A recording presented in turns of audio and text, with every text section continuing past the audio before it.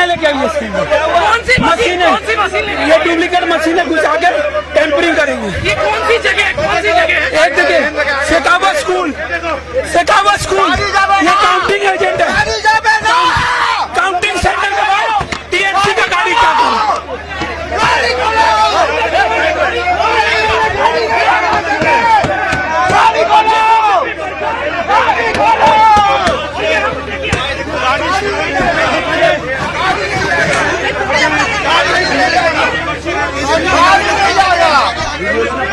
गाड़ी जावे ना, गाड़ी जावे ना, ना बाबा गाड़ी खोलो, गाड़ी खुल दो रे, गाड़ी में क्या है?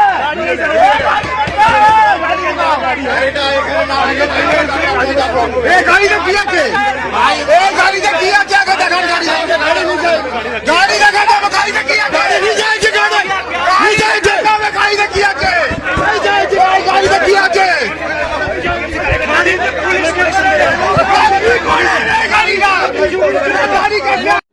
भवानीपुर केंद्र में मतलब दहाड़ते हुए नजर आते हैं और जिस तरीके से बेचैन तरीके से उन्होंने इधर उधर घूम रहे हैं और बात भी कर रहे हैं, तो मुझे लगता है कि ये पहली बार हुआ कि जब ममता बनर्जी चुनाव के दिन अपने क्षेत्र में सुबह से इस तरीके से वो हरकत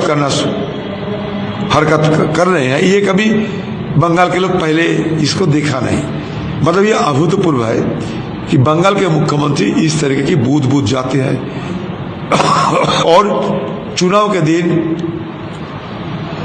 मतलब थोड़ा बेचैन तरीके से घूम रहे हैं। इससे लगता है मुझे कि ममता बनर्जी चुनाव जीतने में असहज महसूस कर रहा हूं। चुनाव में ममता बनर्जी थोड़ा पैनिक, डर महसूस कर रहे हैं। ये असहज महसूस करना, डर महसूस करना, इसका ही नतीजा ये होता है कि ममता बनर्जी इस तरीके के दौड़ते हुए हम देख रहे हैं, कभी यहाँ कभी वहाँ, कभी वहाँ तो कभी वहाँ। ये मतलब ममता बनर्जी डरे हुए हैं लगता है।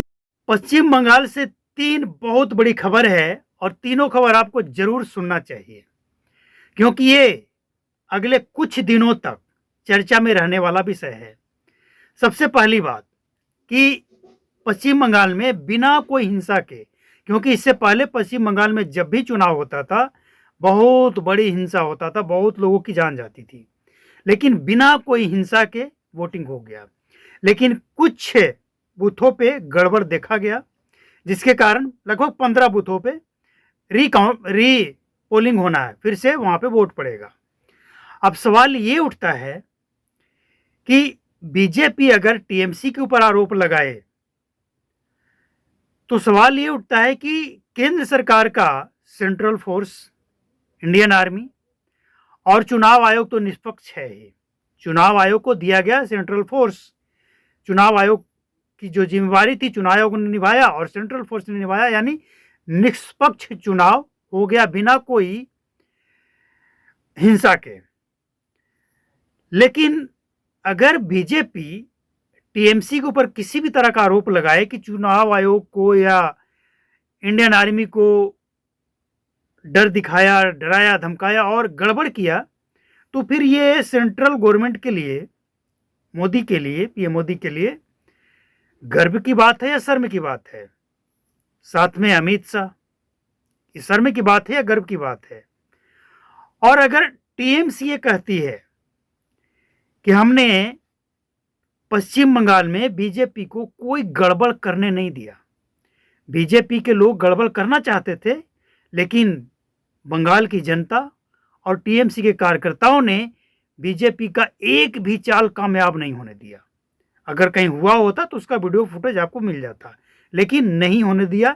यानी पहला खबर यही है कि कम से कम बीजेपी और टीएमसी ये दोनों तो आपस में लड़ रही है और ढीकरा, हार का ढीकरा कम से कम ईवीएम और चुनाव आयोग पे नहीं फूटेगा, ये कन्फर्म हो चुका है। क्योंकि टीएमसी का कहना है कि हमने कोई गड़बड़ होने नहीं दिया और बीजेपी का कहना है कि टीएमसी भी गड़बड़ करना चाहता था, नहीं चला।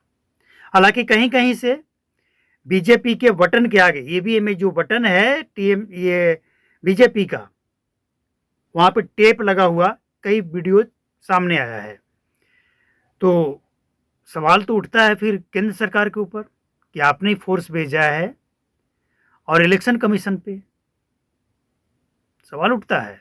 और दूसरी बात, पश्चिम बंगाल में सरकार चाहे किसी की भी बने, टीएमसी की या बीजेपी की, लेकिन बांग्लादेश से जो एक खबर निकल कर आ रही है, बांग्लादेश के संसद में, वहां के सांसद ये कहते नजर आ रहे हैं, वहां पर डर दिखाया जा रहा है कि पश्चिम बंगाल में अगर बीजेपी की सरकार बन जाती है तो जो बांग्लादेशी घुसपैठ करते हैं वो कैसे करेंगे। मतलब साफ है कि पश्चिम बंगाल के रास्ते बांग्लादेशी घुसते थे और उन्होंने यह स्पष्ट कर दिया। और सबसे बड़ी बात, तीसरी सबसे बड़ी बात, पश्चिम बंगाल जो कि चुनाव पे सबकी नजर था, चुनाव तो हो गया बिना कोई बड़ा हिंसा के, छोटा मोटा छिटपुट तो खैर चलता है। अब सवाल, एक बड़ा सवाल उठ रहा है कि टीएमसी और बीजेपी तो वहां पे एकदम डटकर लड़ रही है और दोनों एक दूसरे पर आरोप भी लगा रही है कि वो गड़बड़ कर रहा है तो वो गड़बड़ कर रहा है। और ममता बनर्जी 2 बजे रात को भी जहां पे स्ट्रांग रूम ईवीएम रखा गया है वहां पहुंचकर निगरानी कर रही है। हालांकि चुनाव आयोग ने हर पार्टी को 10-10 आई कार्ड जारी किया है कि आपको जिसे भेजना है उसे भेजिए और उसको हम शामिल करेंगे जहां पे काउंटिंग होगा। अब टीएमसी और बीजेपी तो समझ में आता है, ये कांग्रेस कहाँ है? पश्चिम बंगाल में कांग्रेस आखिर है कहाँ? कहीं नजर नहीं आ रहा है। न चुनाव के दरमियान, वोटिंग के दरमियान, और न अब। इसका क्या मतलब है? और बीच में ही राहुल गांधी छोड़ करंट मार चले गए, वही गए ना। तो आखिर कांग्रेस क्या सचमुच ये समझ चुकी है कि भाई पश्चिम बंगाल में दाल गलने वाला नहीं है? और सबसे अहम बात यह है कि पश्चिम बंगाल में कांग्रेस किसके ऊपर आरोप लगाए वोट चोरी का? बीजेपी के ऊपर, जो 15 साल से वहां पे बीजेपी का कुछ है ही नहीं, या टीएमसी के ऊपर जो ईवीएम से आज तक कोई एतराज ही नहीं जताया, क्योंकि ईवीएम से ही जीतकर वो सरकार बना रहा है। तो सवाल ये है कि कांग्रेस आखिर न 3 में न 13 में है कहाँ भैया? न विपक्ष में न सत्ताधारी के पक्ष में कहीं नजर ही नहीं आ रही है। कांग्रेस कहाँ है? देश का सबसे बड़ा पार्टी, पुराना पार्टी, आज कांग्रेस बंगाल में कहाँ है? न कोई नेताओं का बयान, न कुछ। और ऐसा लग रहा है कि पहले ही वो लोग मातम मना रहे हैं कि अरे भैया बंगाल में तो हम लोगों का कुछ है नहीं, ज़्यादा बोलकर अपने मुंह मियाँ मिट्ठू बनने की क्या जरूरत है। मतलब गजब का सन्नाटा है कांग्रेस की तरफ, पहले से ही सिलेंडर। ये लोग तो कह रहे थे नरेंद्र सरेंडर, ये लोग खुद सरेंडर कर दिए है।